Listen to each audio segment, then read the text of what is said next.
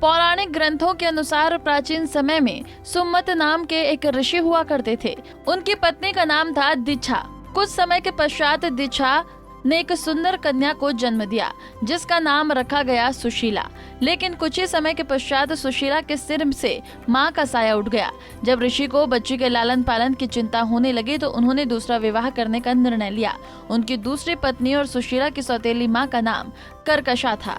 वो अपने नाम की तरह ही स्वभाव से भी कर्कश थी। जैसे तैसे प्रभु कृपा से सुशीला बड़ी होने लगी और वो दिन भी आया जब ऋषि सुमंत को उसके विवाह की चिंता सताने लगी। काफी प्रयासों के पश्चात कौंडिन्य ऋषि से सुशीला का विवाह संपन्न हुआ, लेकिन यहाँ भी सुशीला को दरिद्रता का ही सामना करना पड़ा। उन्हें जंगलों में भटकना पड़ रहा था।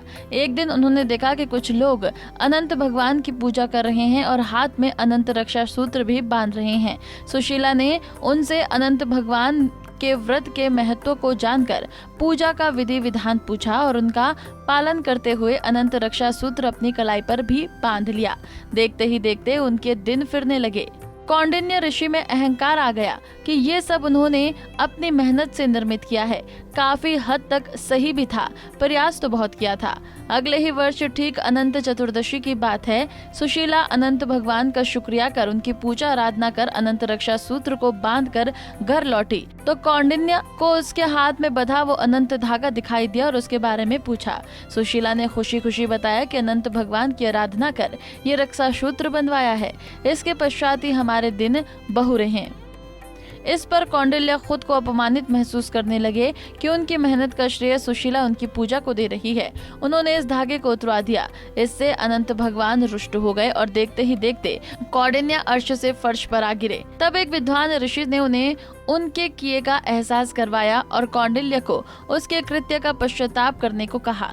लगातार 14 वर्षों तक उन्होंने अनंत चतुर्दशी का उपवास रखा। उसके पश्चात भगवान श्री हरि प्रसन्न हुए और कौंडिन्य व सुशीला फिर से सुखपूर्वक रहने लगे। इसलिए जो भी इंसान अनंत चतुर्दशी का व्रत 14 साल तक पूरे विधि विधान से रखता है, साथ ही अनंत सूत्र बांधता है, उसे कभी भी किसी भी मुश्किल का सामना नहीं करना पड़ता। कहते हैं कि जो भक्त व्रत नहीं रख सकते हैं, अगर वो इस दिन अनंत चतुर्दशी व्रत कथा भी सुन लेते हैं तो उन्हें व्रत का फल मिलता है, साथ ही हर मनोकामना भी पूरी होती है।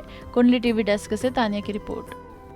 इसी तरह की और भी जानकारी लेने के लिए हमारे चैनल को सब्सक्राइब करें और नई वीडियो की नोटिफिकेशन के लिए बेल आइकॉन दबाएं। अगर आप ये वीडियो फेसबुक पर देख रहे हैं तो वीडियो को लाइक और शेयर करें।